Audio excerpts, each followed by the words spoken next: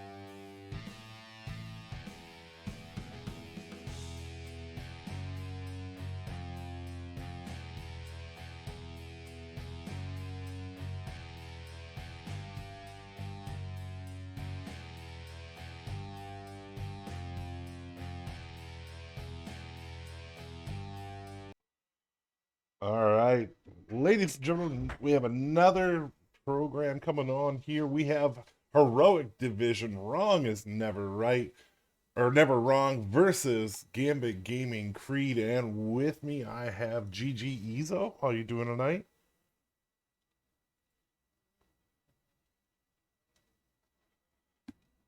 Oh, waiting on Ezo to turn his mic on, I think. There we go. Sorry, You're I forgot. good. Yeah, I'm doing great. How are you? Pretty good. Should be a good showing tonight. I think Wrong versus Right is the top of their division, and I think not far Yeah, I believe behind is Gambit Gaming Creed. I can tell you. Yeah, I believe wrong's never wrong is I think they're 8-0. Okay. Um, pull up the standings real quick.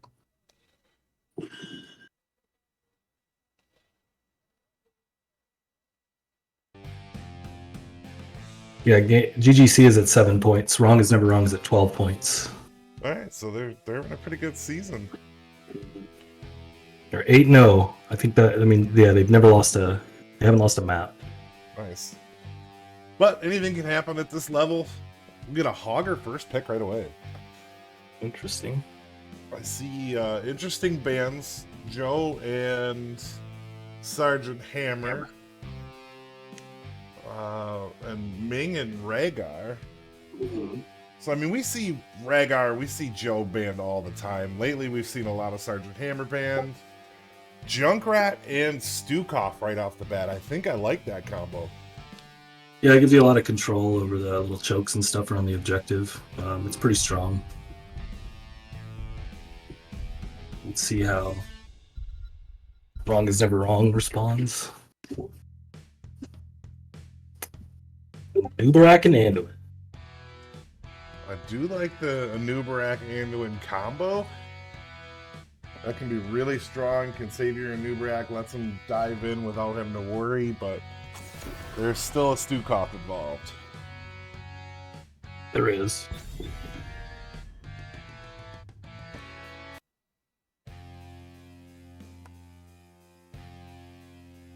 What this I think what this allows them to do with the beetles is to trigger those Junkrat traps and just kind of for free. Or I think right, if you like stand kind of right in front of them and make a beetle, they'll just kind of run over the traps. So it's gonna force them into going trap build to try to keep those traps up, which is Well, I think he'll have to.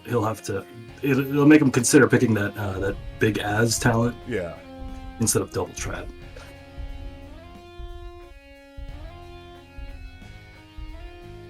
Yeah, the Tychus and Vala band out. So a Racer and a. Well, I think Tychus might be a target band. Imperious Zul'jin. Is that gonna be a tank Imperious though? I've seen that happen a lot on this map. I guess it's possible.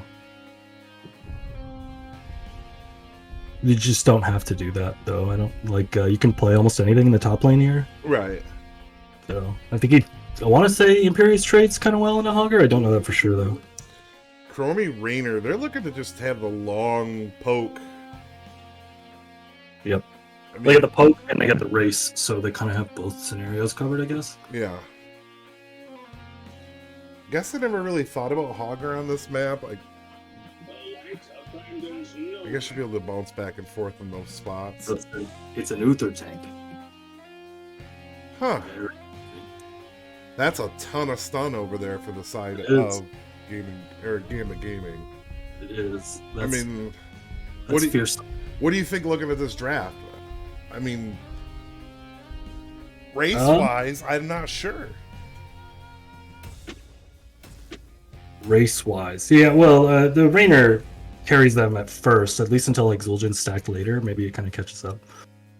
Yeah, I think that's what I'm thinking. I think in the end, Zul'jin is going to be able to do a lot more. Junkrat 16 can do a ton if you go into spread volley, or just straight volley.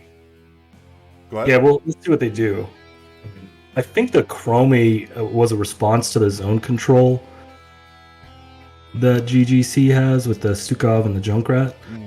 She's able to probably, like, maybe at least better than anyone else, besides maybe Li Ming, kind of play around those traps and get poke damage on the Immortal or on the heroes better than anyone else can without being in jeopardy. That, and she can give Zul'jin a hell of a bad day. She can. I mean, even if you're looking at going into just... I mean, Loop is bad for Zul'jin, so is the Sand. And a lot of it looks like, to me, like punishment onto this, or at least countering the Stukov as well. Yeah. You have multiple ranged interrupts in your 4-man because of the Anubrak and the Rainer. And Chromie kind of punishes anything that self-roots like that. Yeah, and for me, I mean, I guess for me, the wild card is Hogger. I know Imperius is really good into Hogger, but that doesn't really matter on this map. So we'll see. Yeah, we'll see. I can't remember if I've ever seen this matchup played. And plus, I'm not an offlane main. You'd probably know better than me. Imperius can counter a lot. It's just, if you miss your stick, you die. We do see a little bit unorthodox split from Rong is never wrong. Oh yeah, it looks like they're gonna fire 4 top. This could be real bad for an Imperius who won't have a way out. So over for the side of Gambit Gaming Creed, we have Eternal Blue on Junkrat, Batman on Imperius, Gingy Boy on Uther, Rex on Stukov, and Elfie on Zul'jin. What do we have over there for Wrong is Not Wrong? All right. Over here for Wrong is Not Wrong, or Never Wrong, we've got Zimang on the Chromie, Firelance on Rainer, Anduin, or Wrong on the Anduin, Fearless on Anubrak, and Kingmo? I don't know how you say that on Hogger. You do see that 4-man push into the Imperius. It gets a little bit of structure damage. We see the response from Gambit Gaming Creed. And we're gonna have 5 go up. I would have thought someone would have stayed down with the Chromie, but yeah, I think they're gonna move someone else.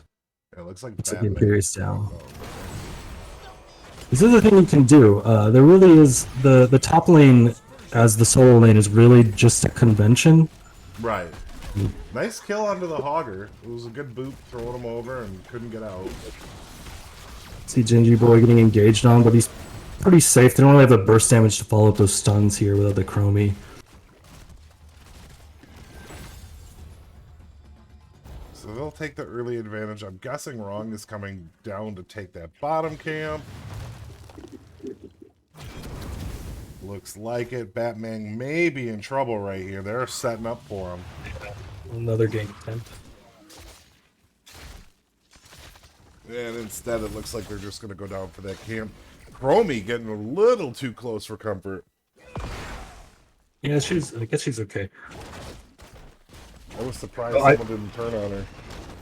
Yeah, it looks like Wrong is never wrong. Their entire strategy is to really just run around the map and avoid this Zul'jin, avoid stacking him. Yeah. Because if the Zul'jin does not get stacked, there's not a lot of ways for Creed to win this game. Right, they just won't have the speed. Yeah, it's their main damage and it's their race, right? Right. Did you see Zul'jin moving on to Shaman camp? To maybe joined. Rong is never wrong. Has killed their shaman, but has not captured yet. They're holding it. Looks like they're gonna try to push Batman back.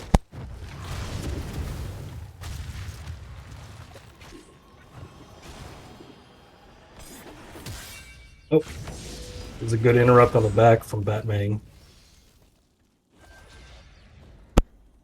Yeah, not. I mean, all he's got to do is stay in lane and collect. There's not much to do there. This is where it's going to get tricky. Are they going to stay on offense to try to hold off? Oh, I don't think so. I think their entire for Creed, if we're talking about Creed, their strategy is about defending. It's about controlling the spaces around their own immortal and forcing Wrong is never wrong to fight them, so they can stack their Zul'jin and use their. I want to say for now at least superior crowd control. Blue taking a lot of damage, gets booped, having to get out of there. Alfie taking a lot of damage too. Blue may be in trouble. Nope, gonna get healed up, going after King Mo. Really, Pace doing a lot of damage to Hogger. He just looks like he's gonna walk away with 100 health. Wow, yeah, just 100 health.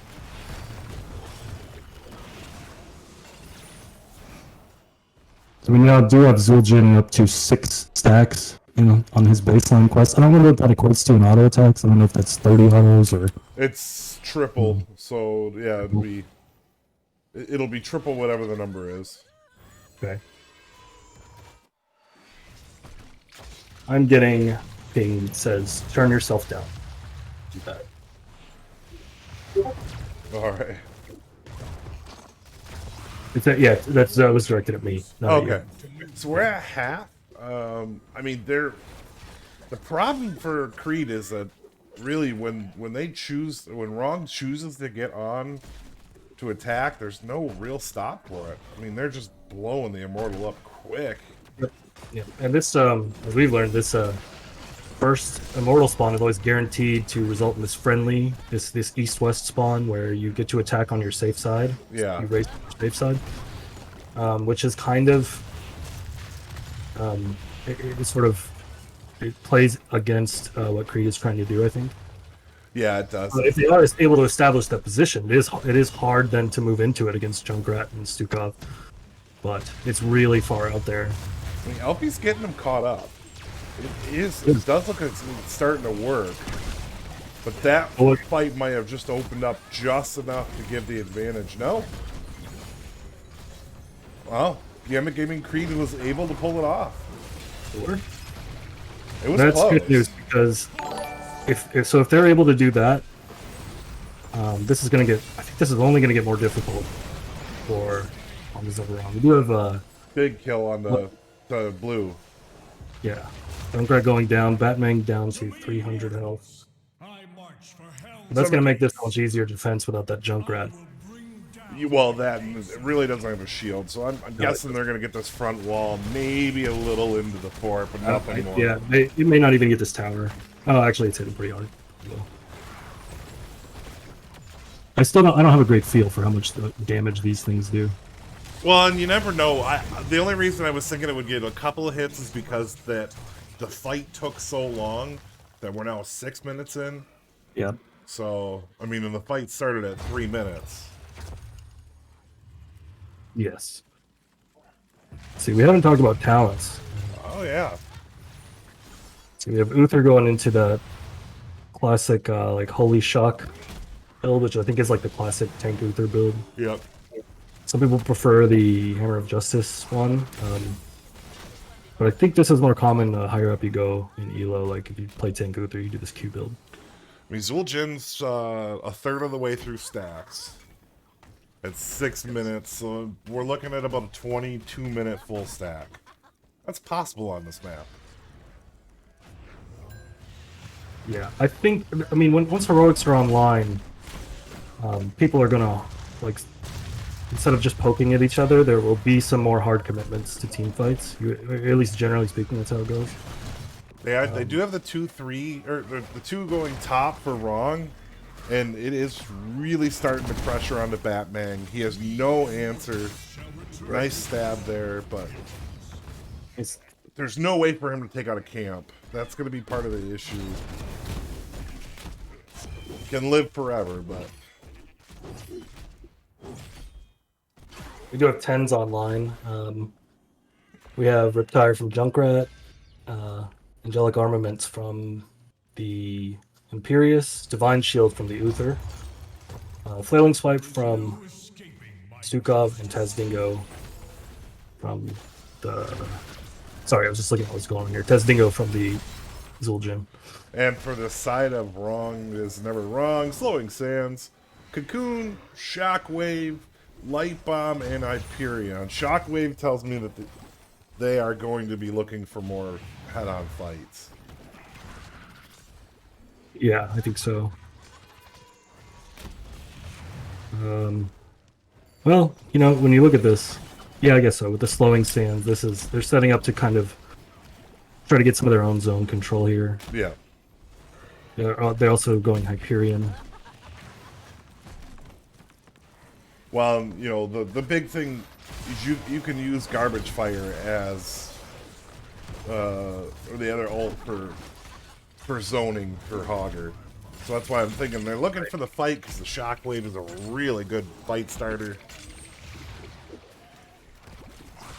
Both teams kind of dancing around in the middle of the map. With a lot of... Huge shot onto Elfie. Elfie stunned. Half health. We have still have Uther in the Cocoon. He's out now. They have Unkillable. And now D-Shield onto the Zul'jin. He's doing a lot of damage. Not quite enough yet. He is at half on the quest. That's huge. We had every ult used there except for Stukov's ult. I think, yeah, Chrome's was used too. It's just a very short cooldown. I'm really feeling like Slowing Sands is going to be huge on this map. Oh, Genji Boy getting a hold of Zimmerman, or it's so hard, some of these names. Yeah, kind of the immortal peeled for the Chromie there a little bit, but oh, I don't know, last a long time. Kill. You get that silence down. Okay. Nice kill. This could be a second kill here. Yeah, I don't know that he's going to be able to take that. Elfie's taking a lot of damage there. Give him a good Oh, heal. Nubrak's in a weird spot. I think he eat in. Yeah, he did. That's dangerous with all that stun and silence. They're able to take him out. So advantage once again coming over to Gambit Gaming Creed. Mm-hmm. And they're just going to come forward and race. It is time for change in strategy. Ron's never wrong is getting out that top camp as a response. Yeah, I was thinking the Imperious was going to go down and try to take that camp, but guess not. I think Genji Boy's going to come around long and take it. Is it Genji Boy or Jinji Boy? I think it's Jinji. I think it is Jinji, sorry.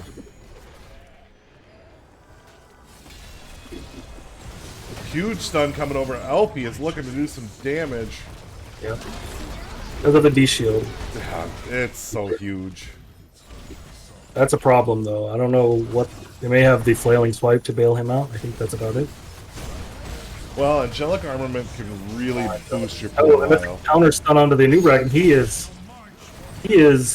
gonna walk away with 100-ish. Yeah, that was really close. It was. Both him and Chroming almost going down.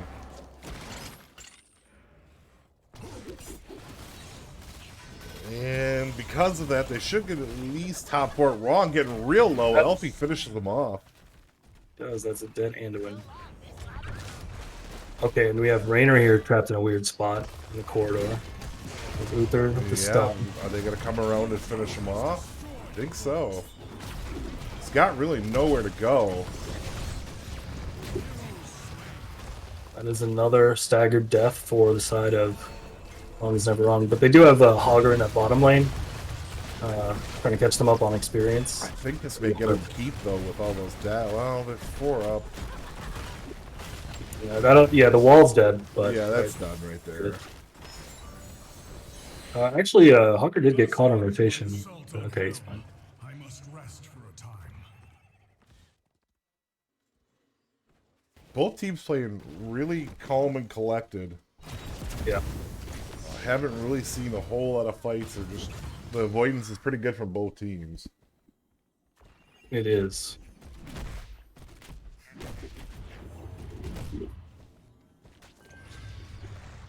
Let's see. Any interesting. What was that? I was looking at the 13 talents. See, I think it mostly looks pretty standard. I do see spell shield out of the Uther, which is Acid drenched mandibles I don't see very often. I think it's still really common in this kind of a build. Yeah. It just lets him do a good amount of damage after any kind of engagement, especially when they have this much crowd control on the team. I think it like procs on like almost anything, like slows. Looks like it just hover over. So, Rong grabbed push forward. That can actually make Anduin pretty crazy in the long run.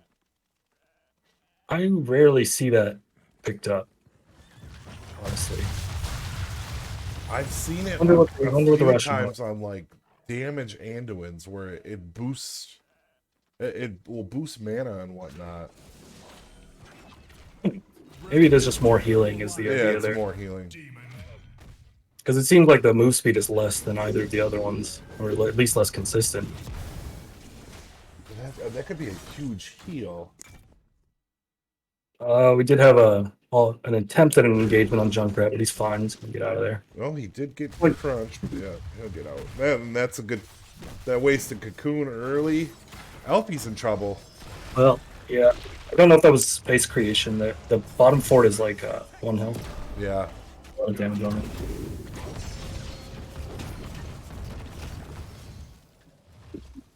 We do have Immortals up. Hogger was clearing out top camp. It looks like it's just about dead. He's gonna move back as losing vision of Gambit gaining Creed, I think.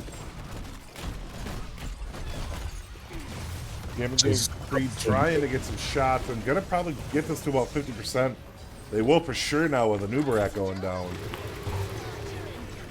This is yeah, Wrong is never wrong. Had to walk away. I'm not sure they really should have been in the vicinity, given that they didn't have their 16 talent. Yeah, and they didn't have Hogger with them at the time. Mm-hmm. So the vertical, this doesn't change much. Alfie may be too fed now to stop. He's really destroying the Immortal. Yeah, how much? I think this isn't very high, right? So he still doesn't even have the range, right? He's 4 stacks from being completed. Or oh, it's not the range; it's the twin cleave revolving twice. Yeah, yeah. Oh, that was a very good shockwave. I think he was dead if he didn't land that.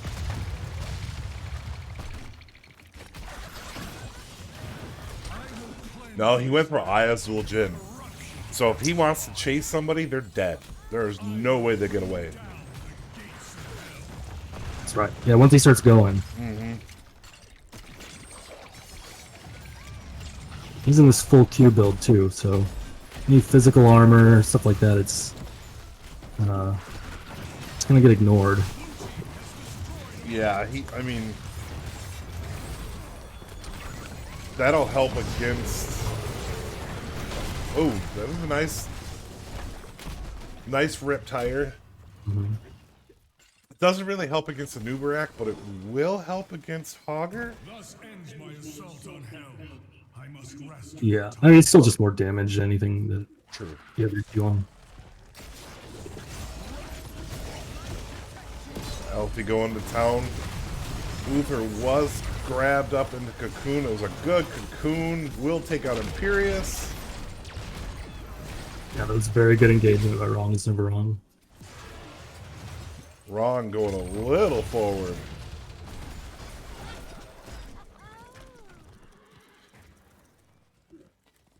It's never a good time to die, but that was probably about the best time they could have had to lose Imperius. Yeah, well, yeah. The only thing they're going to give up here, I think, is both camps. They're looking at a Nubarak to try to get a counter kill here. but I think he's fine. I think there was, yeah, they were just getting a chase in. They Oh, look, wait, he they got him got at again. quarter. He's very, very low. He's down to 300 health. Gonna get a heal. Rax may be in trouble here. Here's the Riptire. Oh, that was a huge Riptire. Almost took out the Hogger. Did. I think if the Anduin wasn't pulling him actively during that, I think he would have went down. Yeah, I think so too. You do have Gambit Gaming Creed, even though they had the most recent death, they're still up like half a level in XP. They're going to pick up a little more here in bottom lane as well. And these camps, their camp is a lot more threatening in that bottom lane because there's no fort. Right. Rong is aware of this because they're moving in a very aggressive position. They have an engagement. Oh, Rax is gonna go down quick. Zul Jin's in a lot of trouble. Yes. I think Gambit did. Yeah, Creed used Divine Shield. I think during a previous engagement, so they didn't have it up there. Well, they used it on Rex, and then right after Rex just got wrecked. I must find another way. Now that XP lead is mostly gone. Yep. Still hanging on there a little bit, but I can't believe they're able to hold on the top. I mean, they're gonna lose it right here, but this is going to be this is going to be a full shield, a nearly full shield immortal. so this will be keep. I don't think with everybody down by the time it gets there, this will probably take keep as well. Yeah, I'm not totally sure about that. I think it's going to result. It actually just kind of takes a long time to walk down this lane. So Creed may even have their 20s by the time it actually breaks through the wall.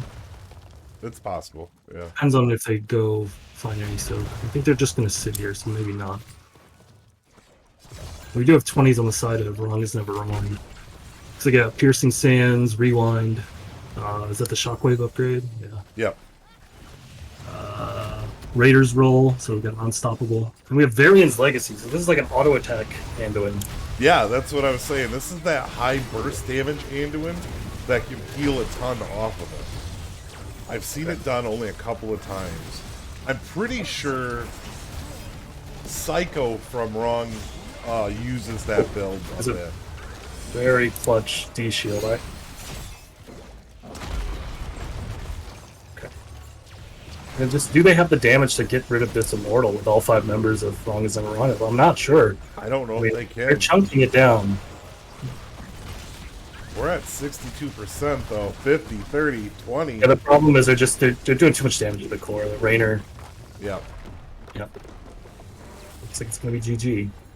And that was, I mean, that felt like a pretty one-sided game for the most part of it. Just I don't think so. I mean, Creed was ahead for most of the game in experience, and in a lot of ways, their plan was working. right. That's what I was thinking. I mean, it looked like they were well in control, but the last 2 fights we saw really went against them hard.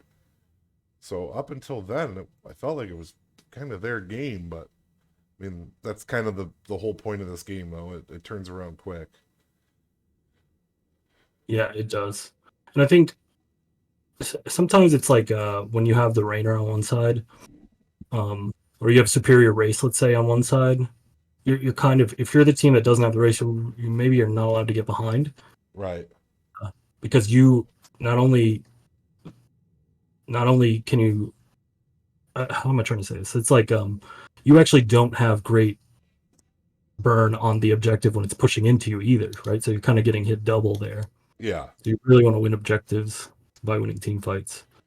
Yeah, and I mean, I think they won all of them except for the last 2, correct? And that's where it really got Sounds bad. right. I mean, yeah, it's hard to quantify like what is a team fight and what is like just kind of a pick. Like, Right. There were times where just like one person went down. So Imperius 15,000 experience to Hoggers 14,000 top damage, Chromie 70,000, Zuljin 59,000, healing Stukov 87,000 to Anduin 64,000, but then you add in Uther's 31,000 self healing. I mean, it was a good team match. Good fights overall. I think they just ran into the buzzsaw of, like you said, not enough damage, not enough burst on the side of Creed. But hey, good game. Looking forward to the next one. I am too. All right, well, we'll put this in an intermission while we wait for them to set up for the next game, and we will be back.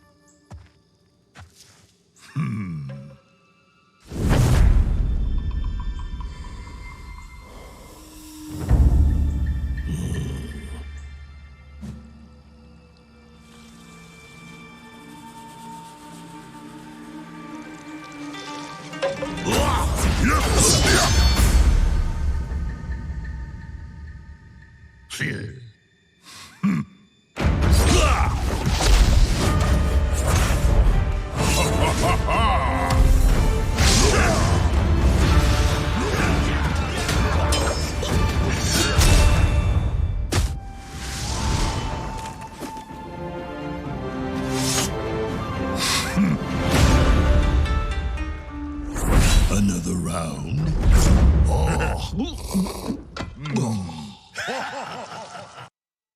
All right, we are back, and we are going to Towers of Doom. One of my favorite maps as an offlaner. That was picked by Gambit Creed.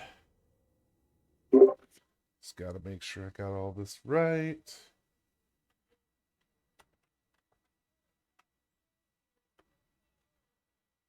Towers of Doom. Really love this map.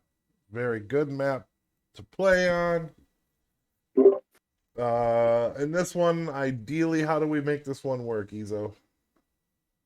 Well, I think the conventional strategy is sort of a, at least at the high level here, is sort of a 2-3 or a kind of a 1-1-3, where you have your top laner who double soaks. You have a kind of 3-man core who mostly stays bottom, tries to control that lane, and you have one sort of free or roamer who pressures top lane, but also comes to help fight over camps and all that in the bottom lane. I think that's the general way it's played at the high level. I mean, we'll see how well I understand it. Right. Yeah, I mean, it changes at every single division, kind of, for NGS and how the preferred play is. Well, right. Like at our level, it's just people tend to be just glued to bottom lane, right? And then you just have your kind of AFK double soak going on until like level 20. And I don't mind when they want to be glued to the bottom, because then I don't have to worry as much, and I can get my thing going. Hammer's still banned here. It is, that must just be something they scouted. It is a strong hero if played correctly, and not hard countered. You have Dahaka Stitches banned by Rong is Never Wrong. Those are just good solid bans, although I think the Stitches might be targeted at someone here, or at least just part of their scouting. And Genji, a man after your own heart, is taken out. Great roamer on this map. He's powerful in this map. We do get a Hogger again. So prioritizing that Hogger. It is really strong, and I think it got a lot of value. There were some good shockwaves the last game. Yeah, and I don't think they're going to plan on double soaking with him. His double soak is rather slow comparatively. So I'm guessing they're going to 1-1-3 or one roamer and then the 3, whatever. With the gray main, bright main you picked up. Yeah, I don't actually play Hogger. So I hear some people say he can double soak, and some people say he can't, and I definitely see some people at least trying. So he can double soak. It's just not optimal. Fast. It's not like you're going Zool or Melfiel, or that's what they're playing right here. There's the Sylvanas to help make that up. It's not like Zool or Leo or even Diva or Urel. It's probably like a C class speed compared to the other sets. Gotcha. We got a Diablo ban pretty quick there. It's interesting. Nothing on the board screams weak to Diablo. That may just be that they know someone on this team is really good at it. I mean, it's also just a meta tank, like kind of right behind Johanna, I guess. Yeah, this map has got enough chokeholds where Apocalypse could be crazy good. Yep. They let the Falstad through. He did. Falstad and Leoric picked up. Yeah, Leoric, we all know how fast he is on this map at double soaking. Get Anduin coming in with that Joe for Light Bomb. Yeah, looks like.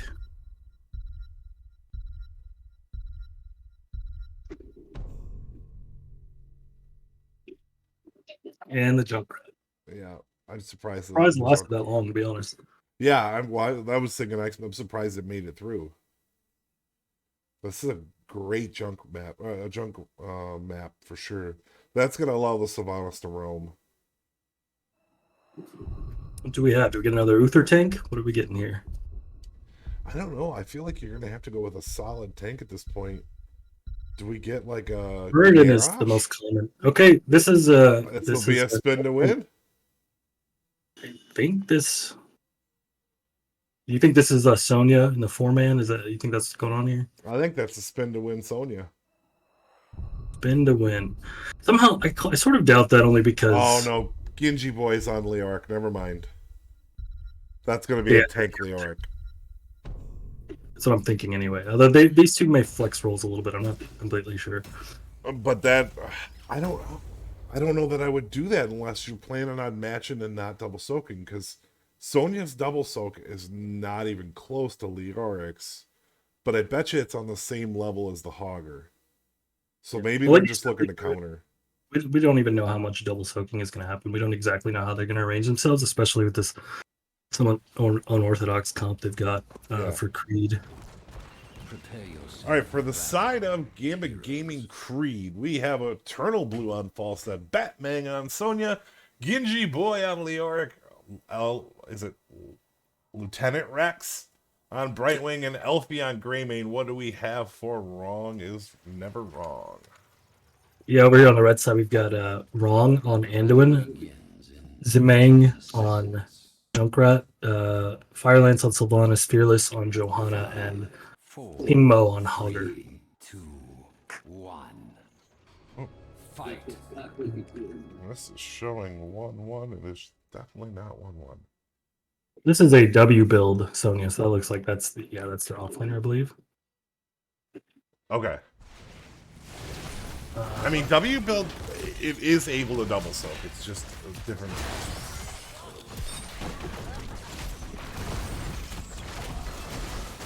Everything else looks pretty standard. Might of the Banshee Queen for Sylvana. So yeah, that blind build for Johanna. Even-handed. The only thing is the Anduin. I'm not sure if this is exactly what he picked last. Yeah, no, he did not go even-handed blessings last game. Big damage onto Leoric. Leoric down to 38 health. Living on a prayer there. Well, the good news is though, you're in this comp in the early game. Your tank is really allowed to die because Leoric doesn't really die. He's back in 5 seconds, so He's still scout. You can still slow people. And scouting is half of what you want from your tank anyway. yeah.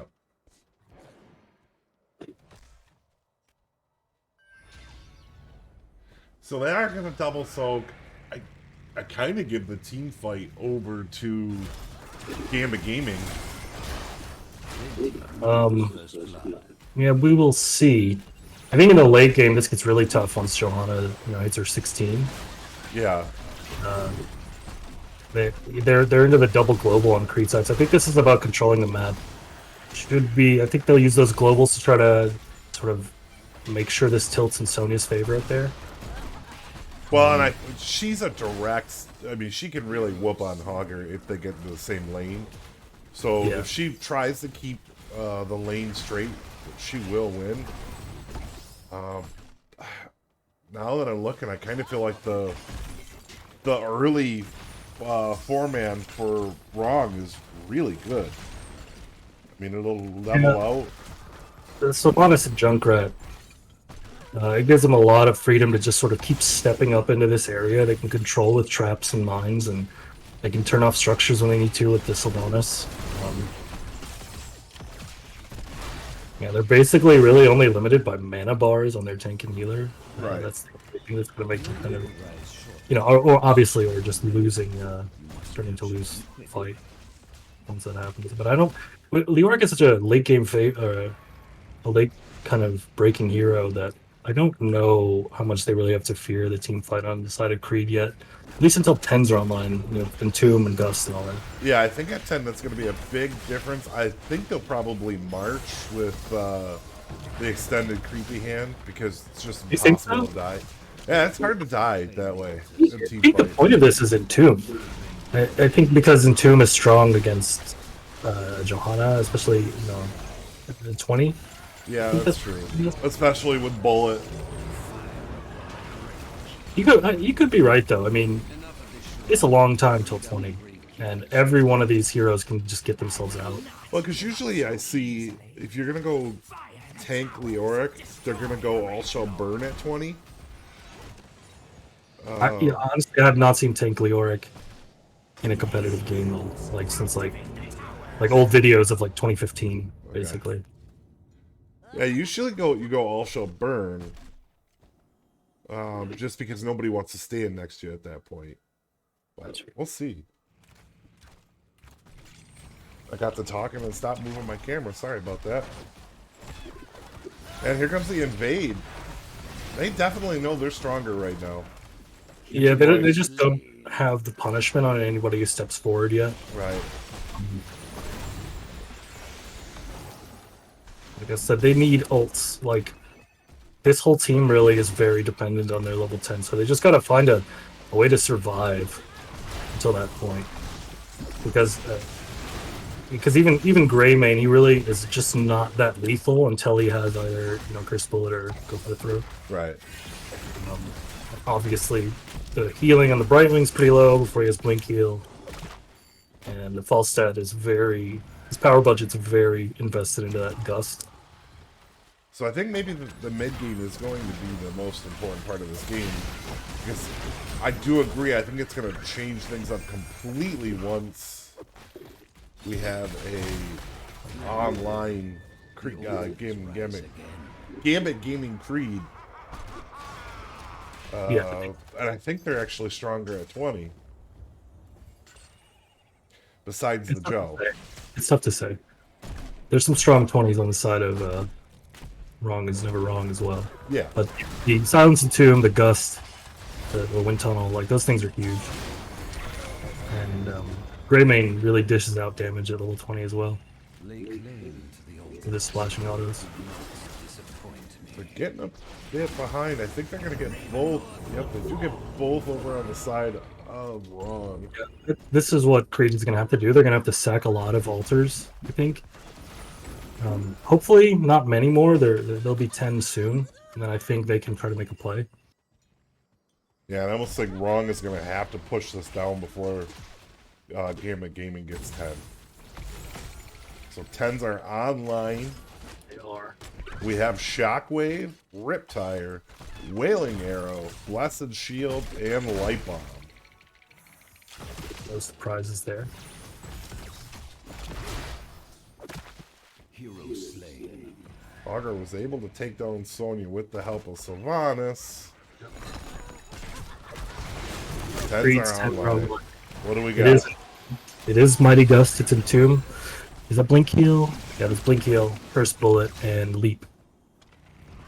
So they're gonna go Wind Tunnel. That's a good combo. I don't know if they're gonna have the damage inside of it though. That's a Five-man big invade. heal. Oh, that was a huge kill. Was. Genji boy, you're gonna be able to come back quick.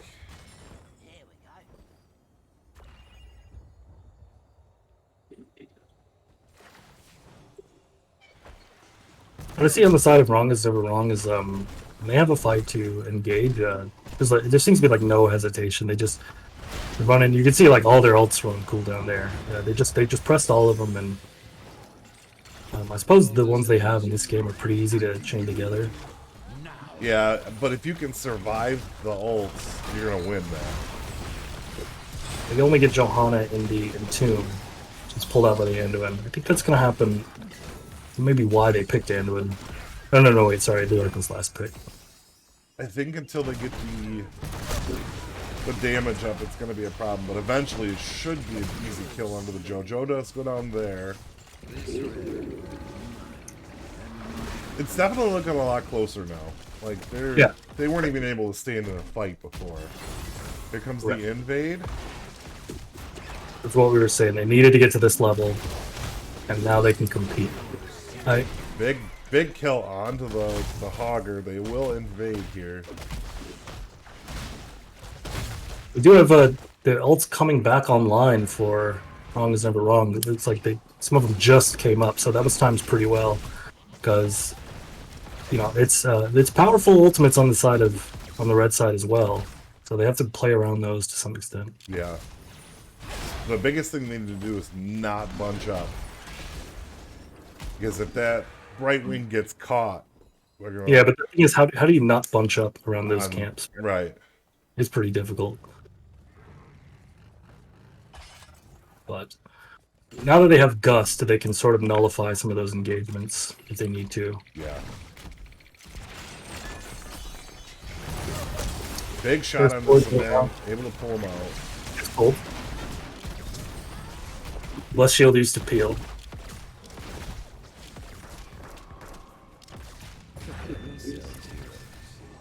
And now that... Go ahead. Sorry, it looked like Sylvanas was mid lane there to clear. And Creed decided to engage, which is, I think that's probably what they're going to be looking for. Well, that's the second time I've seen that stun blow up. They're looking for the trap to start all their engages, looks like. You see a different 13 picked up by Anduin. It's not push forward this time, it's the pull speed. Okay. And that makes sense because he's probably going into double pull because basically the entire engagement from Gambit Gaming Creed is in that Entomb. Right. And Blue will go down to Syl. Batman's probably going to go down as well. Does. It's going to be difficult for them to punish this Sylvanas. Like this isn't that Windrunner build. And really all the punishment for this is going to come from the back line. Leoric doesn't really control her in any meaningful way outside of when he has Silence Entomb, I guess. It's the poly, it's the autos from Greymane, and it's the autos and I guess like the W from Falstad. But as we've been watching it, it's still going right at Leo. So, I mean, they've been taking Leo out early in fights, and when they do, that's when they're just taking care of the whole thing quickly. Mm-hmm. Let's go. So we do have Unyielding Despair. So cooldown's reduced. So Genji will be able to stay alive a lot better now.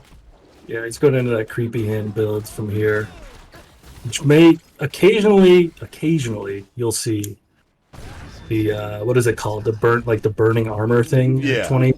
Yeah. But it's in competitive. It's really difficult to justify that over Silence Entomb, especially into this Johanna, and especially when you're not playing with a tank. You're playing with Leoric functioning basically as your tank. But you almost have to. Leo's going to have to almost E past the front line and catch the healer, the Anduin, in order to make everything work. The time is now. Yeah. It's not with double pull. Yeah, I think you're probably right. I think he's got to catch Anduin in that Entomb, or it's got to be used in some other way, just to kind of split the team or something.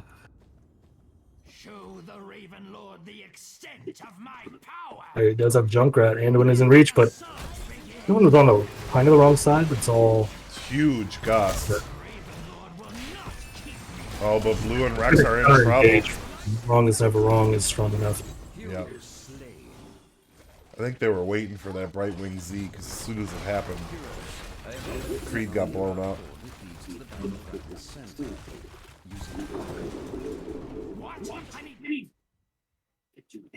I'm open to my tunnel as well.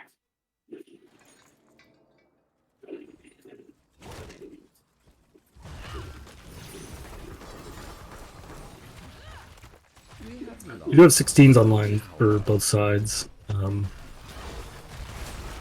Everything's still looking pretty standard there. Yeah.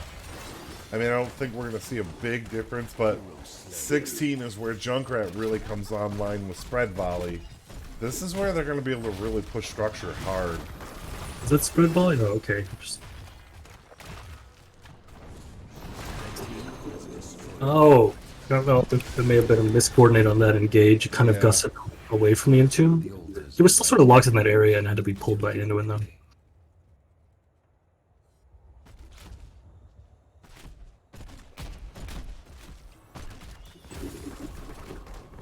Yeah, at this point, it's for Creed. I think like they're really needing 20s. Yeah, and it's unfortunate they're so far behind at this point because it's going to be if they don't reach 20 quickly, it's going to be trouble because I mean, Rong is looking really strong at this point. Yeah, we do have Greymane going crazy on the back line though, and he does get the Anduin. So this is a moment to turn it. It looks like the Brightwing's going down. Sylvanas is doing a ton of damage, but she is killed there, and Zemang hanging out in the bush. She does go down to that. Kill by Blue. Yeah, Blue's got 95 stacks on that Q, so it's starting to hit pretty hard now. Yeah. Junkrat does not have a lot of health to begin with. That was something I was not thinking about because now Blue can come in from an angle and kill that Junkrat 2 shots. Mm-hmm. So Creed's got to take control of the map back. With this, they have these 4 kills. It couldn't have come at a better time, really, because 20s are coming very soon. Yeah, and I don't think they could afford to do anything to take any kind of fight into 20s without their own. That would be a disaster. Yep. Has destroyed a fort. So they're actually going to get theirs. They're going to get it ahead. Mm-hmm. Very nice. So we will have Ignore Pain, Buried Alive, Hunter's Blunderbuss, Wind Tunnel, and I'm going to guess the Blink Heal upgrade. Yep, Speedy Dragon. This can get interesting now. Gingy Boy off on their own quite a bit, down to half health. Batman is just waiting.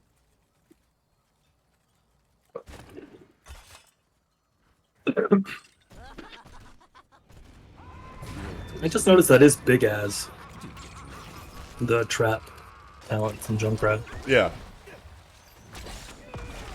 I feel like it's more common to see the double trap, but I guess being able to put it where in the minions and not have them trigger it when you're sieging or defending your towers is really nice.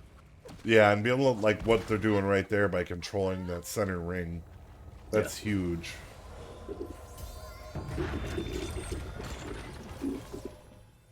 Things coming down in the center bush. Luckily for Creed, because they're so low on shots, this is a single altar, so they have an opportunity to just take a fight here. Big damage comes out under the Sylve. There's the wind tunnel from the south side. The big Huge leap. leap. The silence entomb. Oh. This tunnel went down first, but let's see what follows. That's 2 members of Wrong. He's never wrong down. Well, he's gonna be in a little bit of trouble here. Well, changes it around on Fearless. Does. So that's a 3-for-1 trade. Genji may be able to get Zemang. Blue's looking. You got that Q. Not quite long enough. That was a good fight there. That's a good turnaround. That'll put some fear into him. So I'm gonna take this altar. Get it down to 18 shots. They've only got 6 of their own, which means they're probably at some point they're going to need to look at the boss. Just think about taking it off the map because it's relevant now for win conditions. Yeah, It doesn't quite win a game yet, but it's gotta enough be- where if you have 2, you got to carry the 2. Mhm. And they're gonna lose top. They don't go to it. Are they looking for a They- boss? They are looking for a boss. The sort of fortunate thing for Rong is never wrong in that fight is that they kept their Junkrat and the Sylvanas alive. Oh, we have an invade here. It's only blue. I guess we should have Brightwing teleport available if they need it, but I don't know if he's going to be There's able to 3. get the camp. Batman's coming. That's 2. That could be a 3v3. Good leap. Oh, his gust just missed. It's just short. Huge damage comes out and just wipes 3 of Gambit Gaming off the board. Yeah, that's a big deal.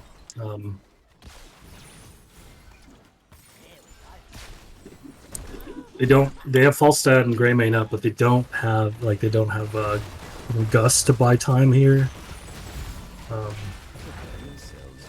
That altar's coming up here in the bottom lane where they're not going to have a fort to fall back to, even if they do kind of get people up in time. Yeah, they're not going to have people up in time. I mean, realistically, you are 25 seconds from there by running. The good thing is they can't lose on that altar unless they give up another structure. So Correct. this is right now it's worth 5 shots. And it looks like they're protecting their mid and just going to let it go. Claim the altars in They're my pushing forward down here, but is there even anything to push in? We're in the pumpkins.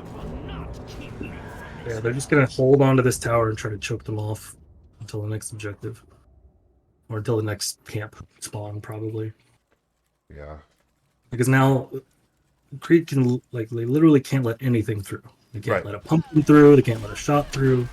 Once that boss comes back up, that's a game winner. And of course, even a momentary 6 cap is a winner. Yep. And that was a single, so we're going to get a triple on the next altar phase. Is that how it works? Pretty sure it's And Creed's one. gotta run. If they're being given a fight, they take it. Looks like they are. Batman looks like they're in trouble. Good wind tunnel.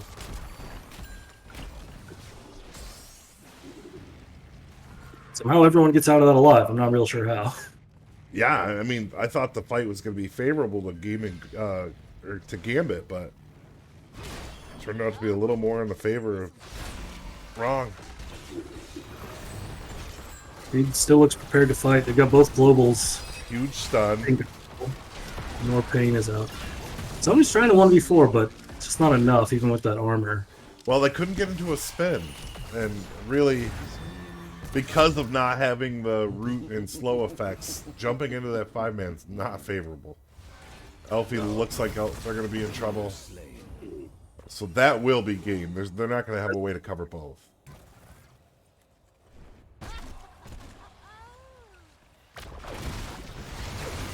Genji boy in trouble in the back. Right wing will go down. That is game. It is. It was an interesting strategy by Creed. There were moments where it looked like it was going to pay off, but it felt a little bit like it was always an uphill battle from the beginning. Yeah, this one felt the exact opposite of last game. I felt like the last game they were in control for the majority of it. This one just felt like they never could catch that break. Yeah, I agree. I mean, I do like to see these strategies. People talk about Leoric tank back in the old days, but it just didn't work out there.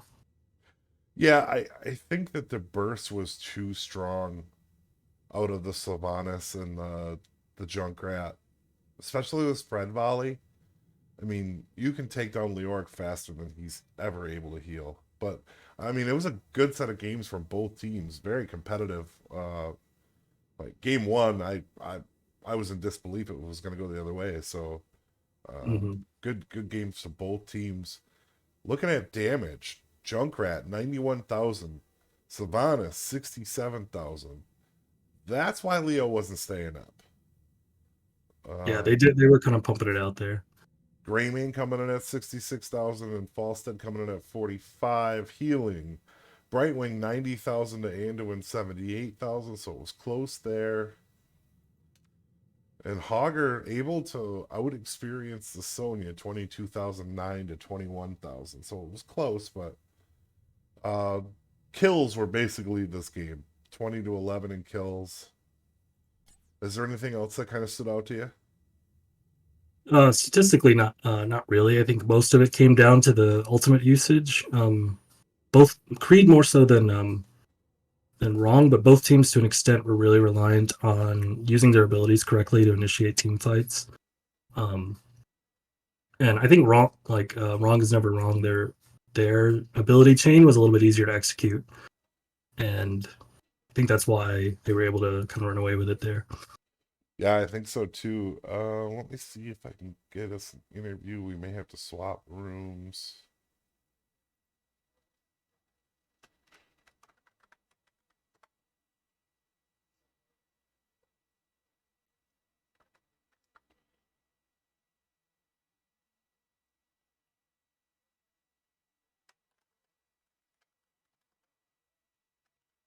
Okay, so we're gonna head into a different lobby. Let's go over to the NGS one, All right. so we can get an interview in.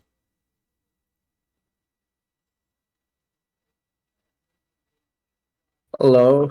Hey, how's it going? It's good. Yeah, it was two good matches. So Yeah, very good. Game number one, we'll start there. Very close between both teams. You guys had the race, but somehow they were able to really pull off a lot of the Immortals. At some point, did you guys know you would just be able to catch up, or?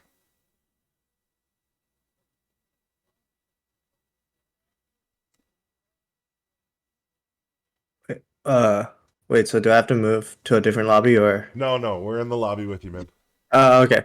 So I think game one we just played the early game really bad. We knew they had double healer Zul'jin and Chromie is something that you can just lane against them without feeding them stacks at all. So our initial plan was to let Reyna go into lane with Haga together and bully Imperius while I was Chromie, so I still defend bot without feeding him stacks at all. And that was the initial plan, and that was to not feed him stacks and play early game really well.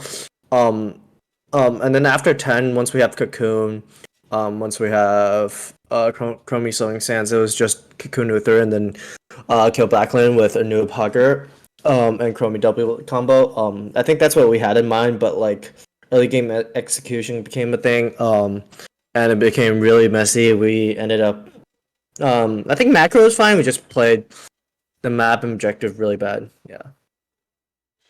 Yeah, it did feel like they had, for the most of that game, it felt like they were in control. It was close, but it did feel like they had a little more control.